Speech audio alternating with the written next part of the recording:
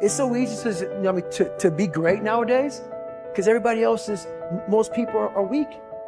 This is a softened generation. So if you have any mental toughness, any ability, if you have any fraction of self-discipline, the ability to not want to do it but still do it.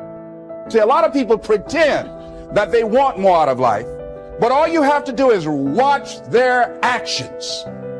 Watch their actions. Watch what they're doing. Most people then wait for crisis or trauma or disease or diagnosis, and then they wait for loss, some tragedy to make up their mind to change. And my message is, why wait?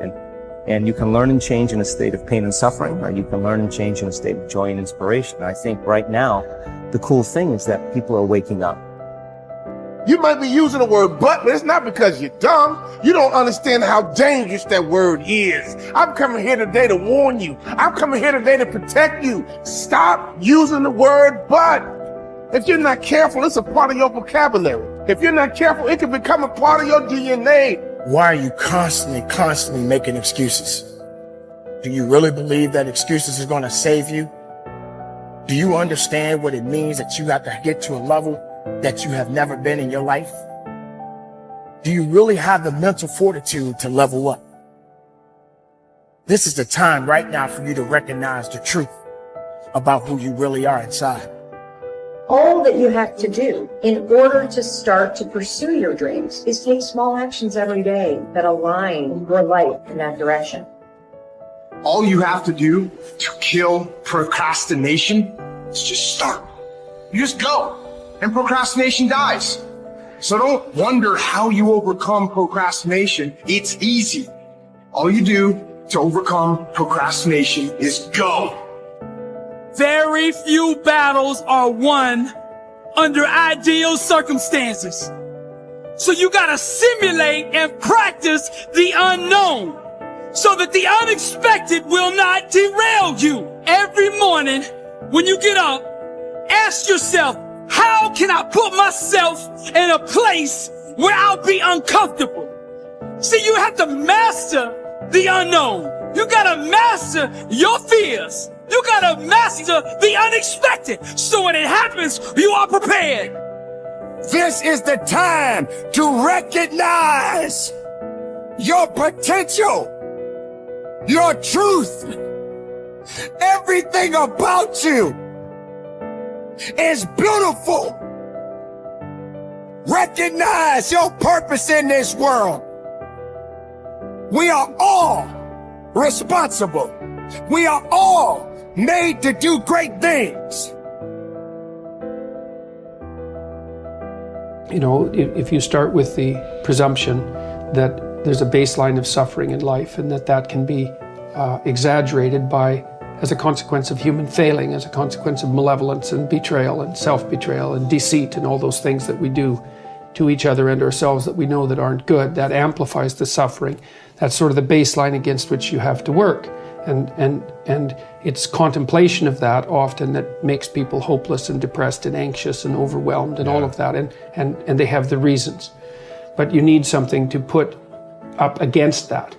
And what you put up against that is meaning. Meaning is actually the instinct that helps you guide yourself through that catastrophe. And most of that meaning is to be found in the adoption of responsibility. So if you think, for example, if you think about the people that you admire, well, you think about when you have a clear conscience first, because that's a good thing to aim at, which is something different than happiness, right? A clear conscience is different than happiness. Yeah, it's better. Yeah. That's you're not better. Like guilting yourself. You're not feeling bad about yourself. That's right. You feel that you've justified your existence, right? And so you're not waking up at 3 a.m. in a cold sweat thinking about all the terrible things that you've involved yourself in. What you said to someone that you shouldn't have said, or how you acted, or lied. What opportunity you lost, or the things that you've let go that you should have capitalized on, and all of that.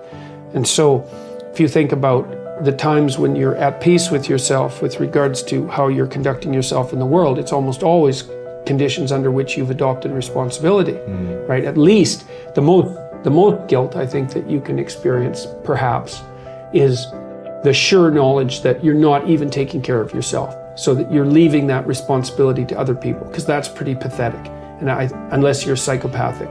and you're living a parasitical life. And that characterizes a very small minority of people. And an even smaller minority think that's justifiable. But most of the time you're in guilt and shame because not only are you not taking care of yourself, let's say, so someone else has to, but you're not living up to your full potential. And so there's an existential weight that goes along with that. If you don't learn how to effectively, not destructively, because that's where most people go, they get into an endless loop of self-punishment, which is totally ineffective. But if you don't learn to punish yourself, you will never get where you want to go. Now, that needs to pale in comparison to the amount of time that you reward yourself, and you need to earn that reward. If you're just lavishing yourself with emotional praise and you haven't done anything, then I think that will cheapen it, will ultimately mean nothing. And quite frankly, I don't think you can really bamboozle yourself. I don't think if you try to praise yourself for stupid I think some part of you knows you haven't done anything to deserve that praise. But when you set a bar and you meet that or exceed that, to then tell yourself, hey, you did it. You said you were going to do it. You did it. And that is worthy of praise. And getting good at praising yourself is incredibly important. And I think that most people have a very hard time doing both. Most people don't know how to effectively praise themselves. They don't know how to get themselves, first of all, to do things that are praiseworthy. And then when they do, they don't take the time to emotionally reward themselves, meaning you actually have to feel it. It can't just be intellectual. You've got to actually feel that. And the same with punishment. If you say you're going to do something, even if nobody's watching, and you don't do it, then you need to emotionally punish yourself. None of you will ever know whether I actually get out of bed in 10 minutes or less or not. But I say I do all the time. But every time I miss it, even if I miss it by seconds, I just gave myself the chills. Even if I miss it by seconds, I will punish myself for that. Because I said I was going to do it and I didn't do it. So the fact that nobody's watching is utterly irrelevant to me. It has everything to do with myself. Now, the reason that this is important, the reason that I think that people need to do this is because that's how you shape your behavior. So, like water, over time can create the Grand Canyon, or you can take a polishing rock and shape stones. You can shape your personality. You can certainly shape your identity and shape your behaviors if you learn how to reward and punish yourself.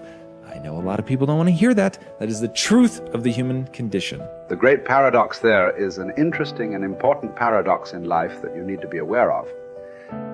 It is that if you are an intelligent person, you do everything possible to organize your life in such a way that you minimize and avoid adversity and disappointment. This is a sensible and rational thing to do. All intelligent people, following the path of least resistance to achieve their goals, do everything possible to minimize the number of difficulties and obstacles that they will face in their day-to-day activities. Disappointment is inevitable, yet in spite of our best efforts, disappointments and adversity are normal and natural, unavoidable parts of life. Benjamin Franklin said that the only things that are inevitable are death and taxes, but every bit of experience shows that disappointment is also inevitable. No matter how well you organize yourself and your activities, you will experience countless disappointments, setbacks, obstacles, and adversity over the course of your life. And the higher and more challenging the goals that you set for yourself, the more disappointment and adversity you will experience. This is the paradox. It is impossible for us to evolve and grow and develop to our full potentials except to the degree to which we face adversity and learn from it. All of the great lessons of life come as the result of setbacks and temporary defeats, which we have done our utmost to avoid. Adversity, therefore, comes unbidden, in spite of our best efforts.